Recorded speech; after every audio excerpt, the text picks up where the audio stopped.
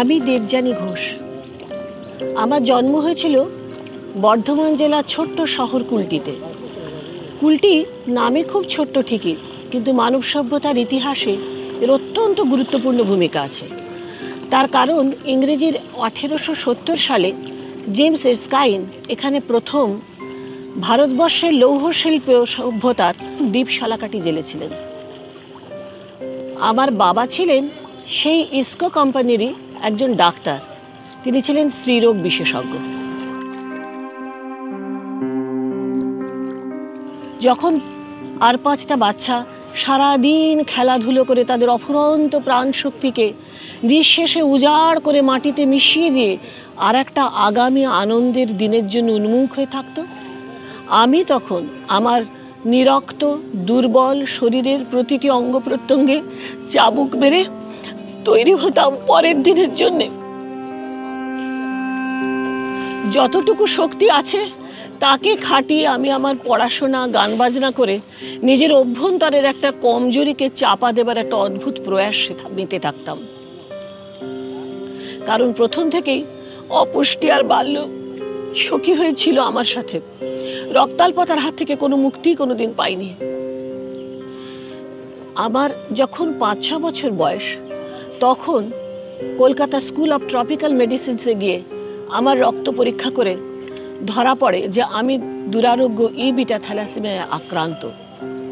এই অসুখ সন্তান বহন করে বাবা মা জিন থেকে, এবং এই রোগকে সম্পূর্ণ নির্মূল করার কোনো পদ্ধতি এখনো মানুষের জানা নেই। সেদিন বাবা মা বুঝেছিলেন যে একটা সুস্থ জীবনের দোরগোড়ায় চিরদিনের মতো কাঁটা পড়ে গেল, কিন্তু একটা 5-6 বছরের মেয়ে সেটা বোঝে কিভাবে। তবু বুঝতে হয়েছিল দৈনন্দিন জীবনের অকথ্য যন্ত্রণার মধ্যে। যখন সামান্য রেগুলার ক্লাস করলেই আমি শুয়ে পড়তাম, বাবা বাধ্য হয়ে আমাকে গ্লুকোজ ইনজেকশন দিয়ে চাঙ্গা করতেন। যখন ভুল করে হোটেলে একদিন কিছু খেলে 1 মাস খাটে শুয়ে থাকতাম, তখন বুঝেছিলাম যে কি দুরারোগ্য ব্যাধির শিকার আমি। তবে এটাও বুঝেছিলাম যে এগোতে আমাকে হবেই, সমস্ত রোগ যন্ত্রণা সহ্য করে আমাকে এগোতে হবে।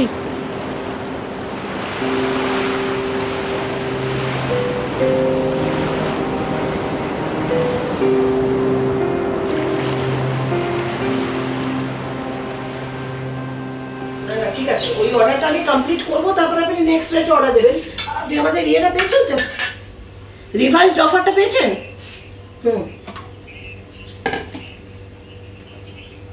ঠিক আছে, না না বলছি একটু নেগোশিয়েট করে নেব। আচ্ছা, জেলি নেবে তো? পটাটো নেবে? না জেলি দিচ্ছি, দাঁড়াও 1 মিনিট। হ্যাঁ আচ্ছা, একটু বলতে থাকো তো আমাকে যে আজকে তামাংয়ের কি ডিউটি আছে? তামাং যাবে সকালে, একটু আগে আগে বাড়ি যাবে।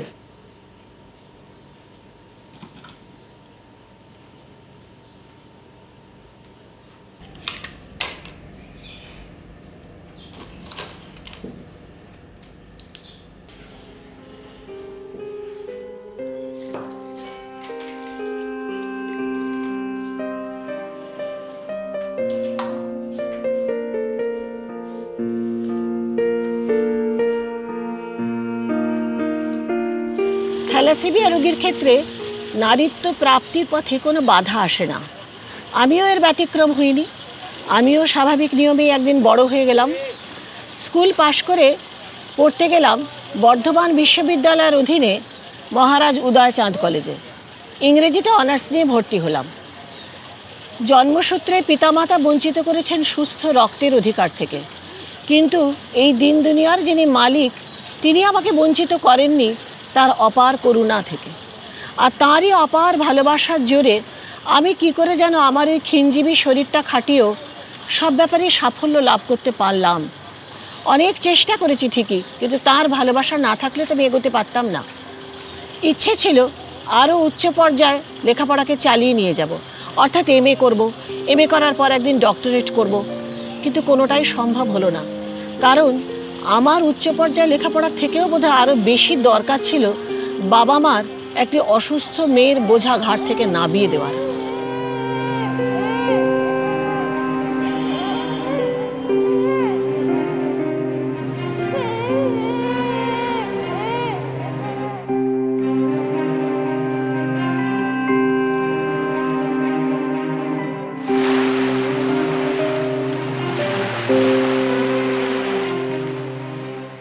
থ্যালাসিমিয়া নামটার মধ্যে দুটো ওয়ার্ড আছে, একটা হচ্ছে থ্যালাস এবং একটা অ্যানিমিয়া। থ্যালাস মানে হচ্ছে সমুদ্র, সমুদ্রে যেমন এর নেই সেরকম থ্যালাসিমিয়া রোগটির ক্ষেত্রে অ্যানিমিয়া মানে রক্তাল্পতারও শেষ নেই, রক্তাল্পতা সারা জীবনই চলতে থাকে, সেই থেকেই কথাটা এসছে। থ্যালাসিমিয়া হচ্ছে একটা জিনগত এবং বংশগত রোগ। যদি বাবা এবং মা দুজনেই থ্যালাসিমিয়ার জিন বহন করে তাহলে তাদের বাচ্চাদের মধ্যে খারাপ দুটোই জিন আসে এবং থ্যালাসিমিয়ার বহিঃপ্রকাশ ঘটে। সায়েন্টিস্ট থমাস কুলি প্রথম এই রোগটি সম্বন্ধে বলেন বলেই এটা কুলিজ অ্যানিমিয়াও বলা হয় এটাকে। থ্যালাসিমিয়া সাধারণত 3 ধরনের আছে। একটাকে বলা হয় থ্যালাসিমিয়া মেজর, যেখানে বাবা এবং মায়ের দুটো জিনই খুব খারাপ টাইপের জিন আসে।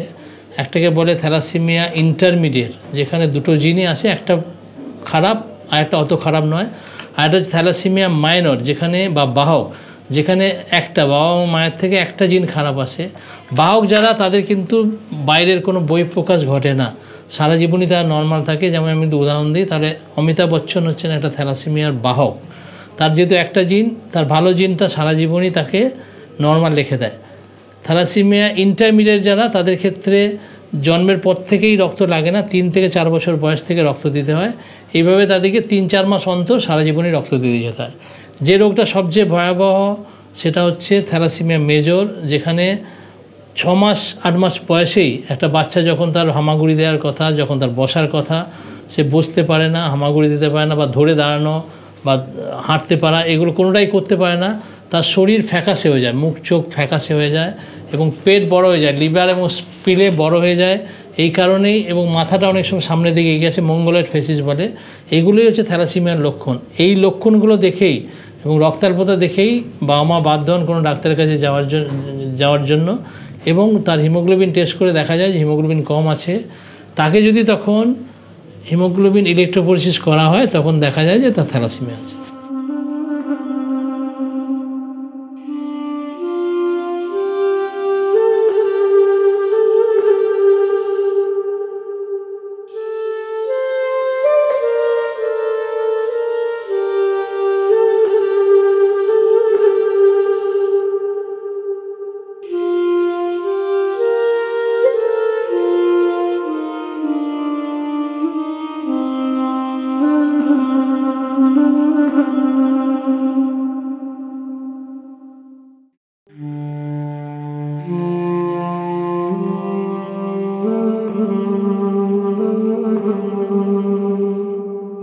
প্রথম গর্ভধারণের সময় হিমোগ্লোবিনের মাত্রা অত্যন্ত কমে যাওয়াতে গর্ভপাত হয়ে যায়। এরপরে যখন দ্বিতীয় সন্তানের ক্ষেত্রে আমি অক্সিজেনের অভাবে অত্যন্ত অসুস্থ হয়ে পড়ি, তার সঙ্গে সঙ্গে বাচ্চাটিও অত্যন্ত অসুস্থ হয়ে পড়ে এবং 2-3 ঘন্টার মধ্যে মারাও যায়।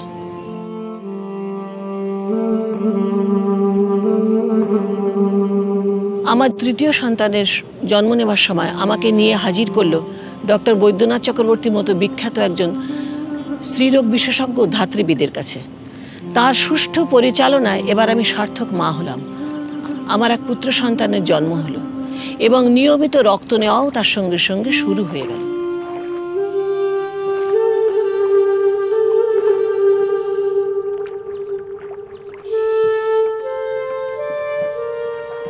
এইবার শুরু হলো নতুন পথ চলা, মানে নতুন ভূমিকায়, মায়ের ভূমিকায়, আর একটি প্রাণকে এই পৃথিবীর উপযুক্ত করে গড়ে দিয়ে যাবার ভূমিকা। নিজের রক্ত নিংড়ে সে কর্তব্যটাও আমি সমাধান করেছি।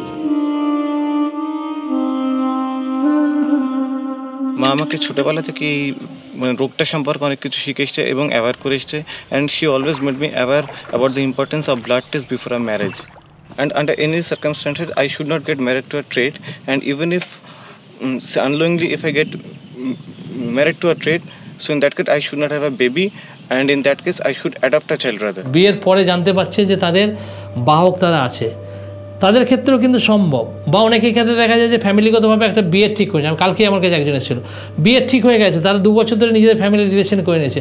তাদের ক্ষেত্রেও আমরা বলবো যে আপনারা বিয়ে করে নিন বা বাচ্চা নিন। বিয়ের পরে বাচ্চা নেওয়ার পরে ওই যে 4 ভাগ চান্স 25%, সেটা হচ্ছে কি হচ্ছে না আমরা 2 মাসের মাথায় যখন বাচ্চা নেবে ভ্রূণ টেস্ট করে বলে দিতে পারি। এটাকে বলে কোরিওনিক ভিলাস স্যাম্পলিং বা অ্যান্টিনেটাল ডায়াগনোসিস। এটা করে বলে দেওয়া যায়, যদি দেখা যায় তার থ্যালাসিমিয়া আসছে বলা হবে তুমি বাচ্চাটা নষ্ট করে দাও।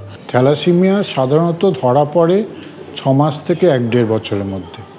বাচ্চা কীরমভাবে ধরা পড়ে, বাচ্চা আসে ডাক্তারের কাছে, যে মা বাবা নিয়ে আসে যে ও খাচ্ছে না বা ঘন ঘন সর্দি কাশিতে ভুগছে, পেটের গণ্ডগোলে ভুগছে বা পেটটা আস্তে আস্তে বড় হয়ে যাচ্ছে, তখন ডাক্তারও দেখেন যে রক্ত কম রয়েছে, পিলেটা বড় হয়ে গেছে, তখন রক্ত পরীক্ষা করতে গিয়ে দেখা যায় যে বাচ্চা থ্যালাসেমিয়া হয়েছে।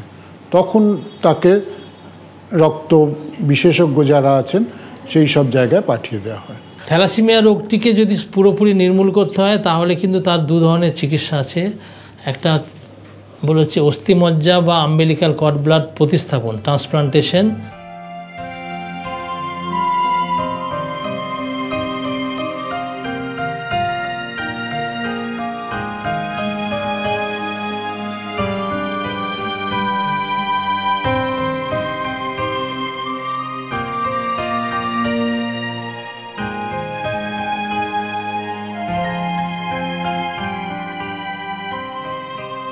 আরেকটা যে চিকিৎসা সেটা হচ্ছে জিন ট্রান্সফার, জিন পাল্টে দেওয়া, সেই চিকিৎসা এখন গবেষণা লেভেলে আছে। এই যে চিকিৎসাগুলো কিন্তু বেশিরভাগই পেশেন্ট সেটাকে অ্যাফোর্ড করতে পারে না। বেশিরভাগ পেশেন্ট যেটা করতে পারে সেটা হচ্ছে তাকে নিয়মিত রক্ত দেওয়া 2 থেকে 3 সপ্তাহ অন্তর, এবং রক্ত দেওয়ার ফলে 10-12 বার রক্ত দেওয়ার পরে তার শরীরে যখন আয়রন জমে যায় তখন সেই আয়রনটাকে বের করার জন্য বিভিন্ন আয়রন বের করার ওষুধপত্র আছে, ডেসফার, কেলফার, ডেসিরক্স, এই সমস্ত ওষুধপত্র দিলে তখন তার আয়রন কমে যায়, রক্ত কমে যায়।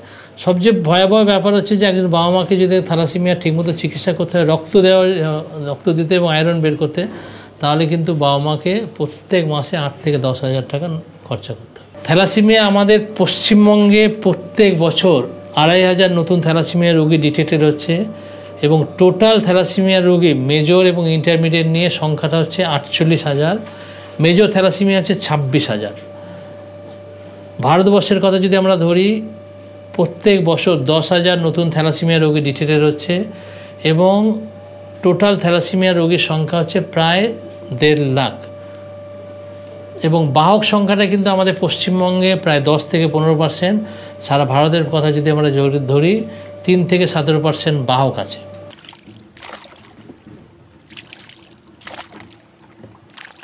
ইতিমধ্যে আমার স্বামী সিদ্ধান্ত নেন অত্যন্ত লোভনীয় চাকরি ছেড়ে ব্যবসা শুরু করার। যখন কোনো ব্যক্তি কোনো অর্থলগ্নি না করেই ব্যবসা করতে শুরু করেন তখন তার একমাত্র মূলধন হয় অবিরল নিষ্ঠা ও নিরলস পরিশ্রম। কি অদ্ভুতভাবে সেই বোঝাটাও আমার ঘাড়েই চেপে গেল, আর আমিও তুলে নিলাম। সারাদিন গৃহকর্ম করার পরেও যে উদ্বৃত্ত সময়টুকু আমার এতদিন ছিল সেটাও এবার থেকে লেগে গেল ব্যবসার চিঠিপত্র লেখা, টাইপ করা, যত ক্লায়েন্ট আসেন তাদের মিট করা, মেনটেনেন্স করা, নোটস বুক, ইনস্ট্রাকশন বুকস, এবং যে কটি লোক ছিল সে কটি লোকের কর্ম পরিচালনা করা।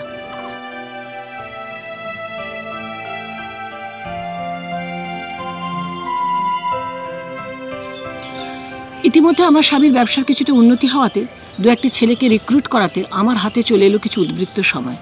এই উদ্বৃত্ত সময়টুকু আর ব্যবসা পরিচালনার অভিজ্ঞতাটুকুকে মূলধন করে আমি ঝাঁপিয়ে পড়লাম নতুন কর্মযজ্ঞে। শুরু করলাম আমার নিজস্ব একটা SSI ইউনিট, নাম দিলাম ফাইনাইন কোম্পানি। এগুলো উঠিয়ে দেবো।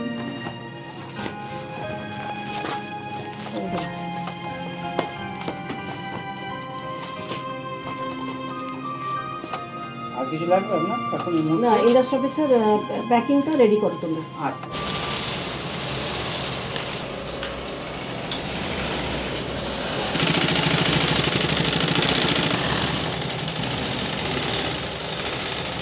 বিভিন্ন কারখানাতে শ্রমিকরা যে নিরাপত্তা পোশাক পরিধান করে, যেমন leg guard, hand gloves, apron, mask, goggles, safety belt, helmet, আরও অনেক কিছু, সেগুলো আমি কিছুটা তৈরি করতে শুরু করলাম আর কিছুটা বিক্রি করতে শুরু করলাম, ট্রেডিং করা যাকে বলে। প্রথম নিজের দ্রব্যের গুণগত মান বর্ণনা করতে আমি নিজেই সমস্ত কারখানা পরিদর্শন করতাম, কখনো ট্রেনে, কখনো বাসে, কখনো লঞ্চে। কোনোভাবেই হাল ছাড়িনি। ট্রেনে প্রচণ্ড ভিড়ে মাথা ঘুরেছে, তবুও ট্রেনের জানলা আঁকড়ে ধরে নিজেকে দাঁড় করিয়ে রেখেছি। কখনো আর সহ্য করতে না পেরে হয়তো একটা স্টেশনে মাঝখানে নেমে পড়েছি, একটু 2 মিনিট বিশ্রাম নিয়ে আবার পরের ট্রেন ধরেছি। যখন লঞ্চে করে ঘুরেছি প্রচণ্ড মাথা ঘুরেছে, তবুও কিন্তু আমি হাল ছেড়ে দিইনি। যে মেটেরিয়ালটা ওনার থেকে নিই সেটা হচ্ছে লেদার হ্যান্ড গ্লাভস। তো সেটা আমি এতদিন ধরে ওনাকে অর্ডার দিচ্ছি, তার এগেনস্টে উনি time to time as per আমাদের ডেলিভারি শিডিউল উনি যে সাপ্লাই করছেন, তাতে কখনো মনে হয়নি যে উনি থ্যালাসেমিয়ার পেশেন্ট বলে অসুবিধে হচ্ছে, টাইমলি ডেলিভারি দিতে পারছেন না, এরকম কখনো আমরা ফিল করিনি। যখন যেরকম চেয়েছি উনি ডেলিভারি করতে সক্ষম হচ্ছেন। একদিন সামান্য 500 টাকার বরাত নিয়ে যে কোম্পানির সূচনা করেছিলাম, আজ আমার ভাবতে খুব ভালো লাগে তার টার্নওভারকে আমি 1000 গুণ বাড়িয়ে দিয়েছি। এখন আমার কোম্পানির প্রোডাক্ট পশ্চিমবঙ্গ ছাড়াও হরিয়ানা, ভাইজাগ, আসাম, নাগাল্যান্ড, উত্তরাঞ্চলের রুদ্রপুর, বিশেষ করে গুজরাটের বিভিন্ন জায়গায় নিয়মিত সরবরাহ হয়। প্রথম ওনাকে যখন দেখেছি তখন অত্যন্ত দুর্বল ছিলেন, অত্যন্ত দুর্বল, এবং রক্তের অভাব চোখে মুখে স্পষ্ট ছিল। মাঝে মধ্যে দেখেছি অক্সিজেনের অভাব, রক্তের অভাবে কাজ করতে খুব কষ্ট হতো, দীর্ঘ সময় কারখানায় বসে থাকতো, এবং এইভাবে কাজ করেছেন। সেন্ট্রাল ব্লাড ব্যাংক এবং হসপিটালে আমি সঙ্গে গেছি, উনি রক্ত নিয়েছেন এবং সবসময় একটা আতঙ্কে থেকেছেন, হয়তো ম্যালেরিয়া হবে বা এইডস হতে পারে, ভেঙেও পড়েছেন, ধৈর্যচ্যুতি হয়েছে কখনো কখনো। কিন্তু একটা অদ্ভুত জিনিস দেখেছি, সেটা হচ্ছে কখনো হাল ছাড়েননি, নিজে নিজেই ভাবতেন কি দুদিনের জীবন যা হবে, মরবো যা হবে, কিন্তু কাজ করতেই হবে। এই একটা জিনিস ওনার মধ্যে ছিল আর কি। এইভাবে কারখানায় ঘুরেছেন এবং ব্যবসাটাকে আস্তে আস্তে বড় করেছেন অনেক। এবং ওনার মধ্যে একটা জিনিস ছিল যে জীবনটাকে কী করে উপভোগ করা যায়, এবং তার তীব্র আকাঙ্ক্ষা ছিল একটা সবাইকার সঙ্গে মেশা, এবং সব কিছু সামাজিক একটা ব্যাপার ওনার মধ্যে ছিল। যেমন ওনার পাশের বাড়িতে একজন অনাথ বাচ্চা ছিল আর কি, সৎ মায়ের কাছে অত্যাচার করতো খুব। একদিন আমার কাছে হঠাৎ ছুটে এসছে যে টাকা পয়সা যা লাগে আমি ব্যবস্থা করে দেবো, একটা কোথাও পাঠাতে হবে, একটা কোথাও পাঠানোর ব্যবস্থা করে দিন। আমাদের এখানে অনাথ মেয়েরা থাকে, তাদের বিয়ের সময় অলঙ্কারাদি দরকার হয়, এবং তিনি বলেছিলেন আপনাদের এখানে যে মেয়েদের বিবাহ হয় তাদের যে অলংকার লাগবে সব অলংকার আমি দেব। এমন একটা কথা বলতে পারে কতজনই? উনি নিজে হ্যান্ডিক্যাপ, আর বলছেন যারা handicap, particularly this type of lady, তাদের বিয়েতে যত গয়না লাগবে আমি দেবো। And he did it. উনি 2 বছর তা দিয়েছেন। শ্বশুর বাড়ি থেকেও জোটেনি একটিল স্নেহ ভালোবাসা, সেবা যত্ন তো স্বপ্নেরও বাইরে। একটি থ্যালাসেমিক মেয়েরও রক্ত নিংড়ে সমস্ত সেবা বার করে নিতে তাদের কোনো মানবিকতায় আটকায়নি। যখন তাদের কোনো অসুখ বিসুখ করেছে তখন কিন্তু আমি আমার সাধ্যমতো সেবা যত্ন করেছি, কিন্তু বিনিময়ে আমি কিন্তু কোনোদিন কোনো সেবা যত্ন পাইনি, এমনকি আমার অসুখের সময়ও নয়। নিজের জীবনলব্ধ অভিজ্ঞতা থেকে একটা কথা বলতে পারি, কোনো থ্যালাসেমিক কন্যা সন্তানকে পৈতৃক সম্পত্তি থেকে বঞ্চিত করাটাকে আইনত দণ্ডনীয় অপরাধ বলে ঘোষণা করা উচিত, সে বিবাহিতই হোক আর অবিবাহিতই হোক। ধীরে ধীরে বুঝতে পারলাম যে আমি যাদের সাথে আছি তারা কিন্তু কেউই আমার আপন নয়। যিনি আমার আপন তিনি আমার সব কিছুর ভালোর পথ বহুদিন আগে থেকেই করে রেখেছেন। একদিন বাগবাজারে একটি মূর্তির দোকান থেকে কিনলাম একটা ছোট্ট গোপাল মূর্তি। তাকেই করলাম আমার অন্ধের জ্যোষ্ঠী, আমার একমাত্র সাহারা, এমনকি আমার নাটখাট কানহাইয়া। কখনো ছুটে গেছি ব্যারাকপুরের বিবেকানন্দ মিশন আশ্রম, কখনো মাদার টেরেসার হোমে, কখনো পুরুলিয়ার গোশালাতে। এই তীর্থভূমিরাই আমাকে জুগিয়েছে বাঁচার প্রেরণা। আর অতি অবশ্যই কখনো অবসরে তুলে নিয়েছি আমার বড্ড প্রিয় কলমটি, লিখেছি কিছু কবিতা। খুঁজো তুমি আমায় তুলসী তলায় নিবু নিবু প্রদীপের কল্যাণী আধারে, হয়তোবা শঙ্খ প্যাঁচার জ্যোৎস্না ভেজা পাখায় আবার থাকবো সেই আমি।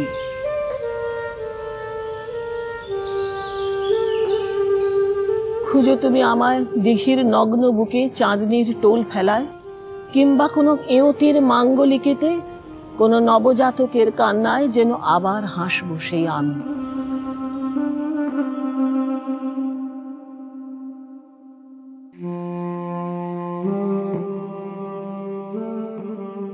ইনিশিয়ালি যখন আমাদের বিয়ে হয় তখন তো আমার আর্থিক অবস্থাও ভালো ছিল না, সুতরাং সেই সব আর্থিক অবস্থার সঙ্গে মেকআপ দিয়ে মানিয়ে নিয়ে মানে আমার ছেলে পরবর্তীকালে বলতো বর্জ্য পদার্থের তরকারি বানাতো ইকোনমাইজ করার জন্য, এইরকম সব জিনিসপত্র উনি করতেন সেই সময়। যাই হোক, তো এইটা একটা জিনিস আমরা দেখেছিলাম যে এই জিনিসটা, তবে আমাদের যেটা আমরা করেছি বা ভুল করেছি তখন আমরা বুঝতে পারতাম না। পরবর্তীকালেও আমাদেরও ঠিক থাকতো না। আমরা আজকে 14 রক্ত নিয়ে বাস করছি, ওনারা বাস করছেন 6 রক্ত নিয়ে, 4 রক্ত 5 রক্ত নিয়ে বাস করেন। সুতরাং এই যে জিনিসটা হয় তাতে যে কী ধরনের অসুবিধা হয় সেটা আমরা ঠিক সাধারণ যারা 14 রক্তের মানুষ বা 12 রক্তের মানুষ তারা বুঝতে পারি না অতটা, যেই জন্য অনেক সময় একটা মিসআন্ডারস্ট্যান্ডিং নানা ধরনের করে ফেলা হয়, এবং এটা ভুল এবং এটা অন্যায়, এটা করা উচিত নয়। যখন কোনো থ্যালাসেমিয়া রোগী রক্ত নেওয়ার সময় ভাবে যে আবার কবে রক্ত নিতে হবে, এই রক্তটা নেওয়ার জন্য আমার কোনো সমস্যা হবে কি না, বা ওই রক্তটা আমি কিভাবে অ্যারেঞ্জ করব, এই দেবযানী ঘোষ কিন্তু ভাবেন একবার রক্ত নেওয়ার পর আর একবার রক্ত নেওয়ার মাঝের যে সময়টা, এই সময়টা আমি কী করে ইউটিলাইজ করব। এবং এই মাঝের সময়টাকে সে তার জীবনের বিভিন্ন কাজে নানা রকমভাবে ব্যবহার করেছে, যে কাজগুলো নর্মালি প্রত্যেকটি মহিলা করে থাকেন। এই মাঝের সময়গুলোতেই উনি সংসার করেছেন, এই মাঝের সময়গুলোতেই উনি রান্না করে লোককে খাইয়েছেন, এই মাঝের সময়গুলোতে উনি অন্যদের সেবা করেছেন, এই মাঝের সময়গুলোতেই উনি সামাজিক সম্পর্ক এবং সূত্র বজায় রেখেছেন। কখনো কখনো এই থ্যালাসেমিয়া আক্রান্ত জন্য তার শারীরিক অবস্থা খুব খারাপ হয়েছে, হিমোগ্লোবিন একটা ভীষণ খারাপ অবস্থায় কমে গেছে, উনি এক গাল হাসি মুখে, ও তো রক্ত নিলেই ঠিক হয়ে যাবে। যেই রক্ত দিল, চাঙ্গা হলো, উনি বসে পড়লেন। কিসের জন্য বসলেন? উনি বসে গেলেন ওনার কিছু সৃষ্টি করতে, সে ভালো খাবার রান্নাই হোক, ছেলের কোয়েশ্চেন আনসার তৈরি করাই হোক, নিজের ব্যবসার কোনো কাজই হোক, বা কবিতা লেখাই হোক। উনি কিন্তু ভীষণ ভালো কবিতা লেখেন, ওনার সৃষ্টি ভীষণ সুন্দর, ওনার ইংরাজি কোশ্চেন আনসারও যেমন সুন্দর, সুন্দর বাংলা কবিতাও। আমি এই পক্ষে একটা বলি, ওনার যখন এইরকমই একটা 6-7 গ্রাম হিমোগ্লোবিন, উনি তখন এই ইউফানিজিয়ার উপরে একটা কবিতা লিখতে গিয়ে উনি লিখেছিলেন, ভালোবেসে বেসে শরীর ছড়িয়ে ছড়িয়ে বেঁচে থেকে আর বাঁচিয়ে রেখে রেখে যখন রোদে পোড়া ছাতার মতো বর্ণহীন, তখন একবার দাও তাকে অনুমতি, বুক ভরে ভালোবাসুক সে মৃত্যুকে।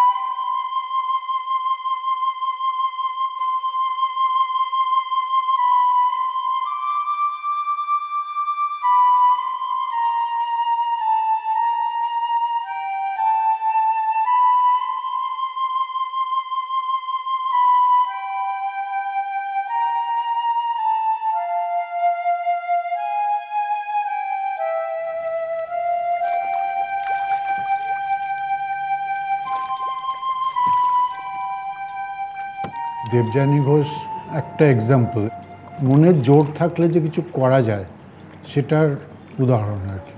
যে আমার থ্যালাসেমিয়া রয়েছে, অতএব আমি কিচ্ছু করব না, বাড়িতে চুপচাপ বসে থাকবো, একদম ডিপ্রেশনে ভুগবো, সেটার তো কোনো দরকার নেই। থ্যালাসেমিয়া নামক এই ভয়াবহ রোগকে কেন্দ্রীয় ও রাজ্য স্তরে প্রতিবন্ধকতা হিসেবে ঘোষণা করা হোক, তাহলে একটি থ্যালাসেমিক রোগী প্রতিবন্ধী হিসেবে স্বীকৃত হয়ে প্রতিবন্ধীর যে কোনো সুযোগ সুবিধা উপভোগ করতে পারবে। থ্যালাসেমিয়া ছোঁয়াচে রোগ নয়, এটা কোনো ইনফেকশন দিয়ে ছড়ায় না। ছোঁয়াচে রোগ তখনই হয় যখন কোনো জীবাণু বা ভাইরাস থেকে হয়। থ্যালাসেমিয়া রোগীর সঙ্গে একসঙ্গে থাকলে, এমনকি থ্যালাসেমিয়া রোগীর উচ্ছিষ্ট ভক্ষণ করলে, এমনকি থ্যালাসেমিয়া রোগীর সঙ্গে যৌন সংসর্গ ঘটালেও থ্যালাসেমিয়াতে কখনো অপর ব্যক্তি সংক্রামিত হয় না। জীবন বীমার ক্ষেত্রে বলা হচ্ছে আপনি থ্যালাসেমিক হলে আপনার লাইফ ইন্স্যুরেন্স করা সম্ভব নয়, কিন্তু এটা তো খুব আশ্চর্য, কারণ একজন দুঃখীকেই তো তার দুঃখ মেটানোর জন্যই তো এই ব্যবস্থা। সুতরাং এদিকে যেন সরকার একটু নজর দেন, যাতে একটি থ্যালাসেমিক পেশেন্ট তার থ্যালাসেমিয়ার কী ধরনের সব কিছু বলেই চিকিৎসা বিমা এবং জীবন বিমা করাতে পারে এবং তার সুবিধা উপভোগ করতে পারে। সবসময় নিজের রোগ নিয়ে বেশি দুশ্চিন্তা না করে একটু হেসে খেলে সেজে গুজে থাকা ভালো এবং অবশ্যই প্রতিদিন নিয়মিতভাবে যোগাসন করা উচিত। কারণ ওষুধ ছাড়াও এই যোগাসনও কিন্তু আমাদের খুব সাহায্য করে আমাদের সারা শরীরে রক্ত চলাচলটা সুষ্ঠুভাবে করতে এবং অবশ্যই অক্সিজেন সরবরাহ ঠিকভাবে করতে। আর একটা জিনিস নিশ্চয়ই শেষ কথা এবং সবচেয়ে জরুরি কথা, ঈশ্বরে বিশ্বাস রাখা, যে যিনি আমাকে এত বড় রোগ দিয়ে পৃথিবীতে পাঠিয়েছেন তিনি আমার মধ্যে কোথাও না কোথাও সেই শক্তিও সরবরাহ করেছেন যাতে আমি রোগের সঙ্গে যুদ্ধ করে নিজেকে সফল করে তুলতে পারি। আমাদেরই পেশেন্ট দেবযানী ঘোষ, যে হচ্ছে এক ধরনের ইন্টারমিডিয়েট থ্যালাসেমিয়া পেশেন্ট, এবং তার স্পিনেক্টমি করে, স্পিন বাদ দেওয়া। অনেক ক্ষেত্রে কী হয়, থ্যালাসেমিয়া পেশেন্টদের স্পিনটা বেড়ে যায় এবং সেখানে রক্ত আরও ভেঙে যায়। এটা খুবই ইউজফুল হচ্ছে ইন্টারমিডিয়েট থ্যালাসেমিয়া যারা, তাদের ক্ষেত্রে যদি স্পিনেক্টমি করা হয় অনেক ক্ষেত্রে আর ব্লাড নিতেই হয় না। দেবযানীর ক্ষেত্রে যেটা হয়েছে, এবং দেবযানী খুব অ্যাক্টিভ লাইফ লিড করছে এবং বিয়ে করেছে এবং নিজে একটা ব্যবসায়িক প্রতিষ্ঠান খুব সাকসেসফুলি তৈরি করছে এবং সারা লাইফেও খুব অ্যাক্টিভলি করবে অন্য আর 5 জনের মতোই আমি আশা রাখি। সুখের প্রথম কথা হলো দেবে আর নিবে, মিলাবে মিলিবে।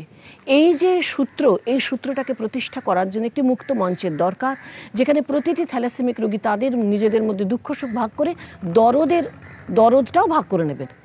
একটি দরদির এক ফোঁটা চোখের জল, একটু উষ্ণ স্পর্শ থ্যালাসেমিক রোগীকে জীবনে অনেক দূর এগিয়ে নিয়ে যেতে সাহায্য করে। যেটা মোটো হওয়া উচিত আমাদের দেশে, যে থ্যালাসেমিয়াকে পুরোপুরি নির্মূল করা।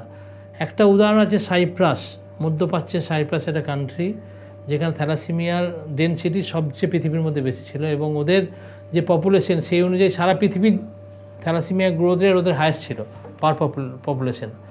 তো ওরা কী করেছে, ওরা একটা আইন করেছে যে কাউকে যদি গভর্নমেন্ট জব করতে হয় তাহলে তাকে বিবাহকে রেজিস্ট্রেশন করতে হবে, এবং বিবাহকে রেজিস্ট্রেশন যদি করতে হয় থ্যালাসেমিয়া কেরিয়ার টেস্টটা কম্পালসারি, না করলে বিবাহ রেজিস্ট্রেশন করতে দেবে না।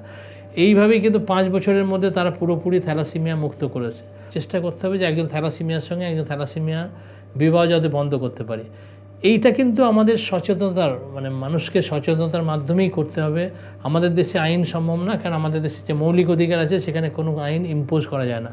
গুজরাট গভর্নমেন্ট থেকে একবার অর্ডার করা হয়েছিল সাইপ্রাস টাইপের, যে কাউকে গভর্নমেন্ট জব করতে হলে থ্যালাসেমিয়া টেস্ট করতে হবে। হাইকোর্ট বললো, গুজরাট হাইকোর্ট, যে তোমরা এটা করতে পারো না, তোমরা মানুষকে সচেতন করে বলো যে তুমি টেস্ট করো। ইন্টারেস্টিং প্রশ্ন জনগণকেই করা যেতে পারে যে ওনারা নিজেদের পাড়ায় বা আত্মীয় স্বজনের মধ্যে যখন থ্যালাসেমিয়া রোগীর সম্বন্ধে খবর পেয়েছেন, তার মধ্যে কজন পুরুষ রোগীর খবর পেয়েছেন।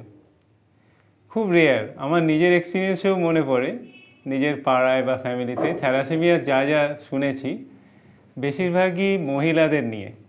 কিন্তু আশ্চর্য, এখন আমি ডাক্তার এবং জানি যে ঠিক যতগুলো মহিলা ঠিক প্যারালাল পুরুষও রয়েছেন, কিন্তু তারা কোনো দিন সামাজিক পিকচারে সেটা যেভাবেই তাদের তুলে ধরা হোক তাতে কিন্তু আসেন না। এইখানে আরও একটা মজার প্রশ্ন, যে বলা হয় যে থ্যালাসেমিয়া প্রিভেন্টেবল কি না। সেইখানে মজা হচ্ছে টেকনিক্যালি ইয়েস, যদি একদম অ্যাবসলিউট স্ক্রিনিং করে তাদের ম্যাচ মেকিং হয়, কিন্তু সেখানেও ফ্যালাসি থেকে যাবে।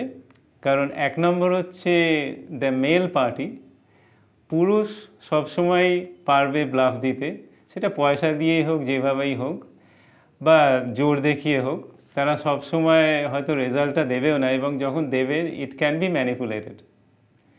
কিন্তু একটা মহিলার ফ্যামিলি থেকে যখনই সেই এক্সপোজারটা দিতে হবে, আমার মনে হয় যে ইভেন মাই ওয়াইল্ডেস্ট ড্রিম, খুব রেয়ার কেসে তারা সেটাকে চিট করতে পারবেন। তো সেই হিসাবে থ্যালাসেমিয়া থাকবে। কিন্তু দুঃখের বিষয় হচ্ছে যে দেবযানী দেবী, উনি যেহেতু মহিলা বলে ওনার জীবনে যন্ত্রণা যতখানি পেয়েছেন, ঠিক ওই ফ্যামিলিতেই উনি যদি পুরুষ হয়ে জন্মাতেন আমাদের এই ভারতবর্ষে, তাহলে কি এতটা পেতেন?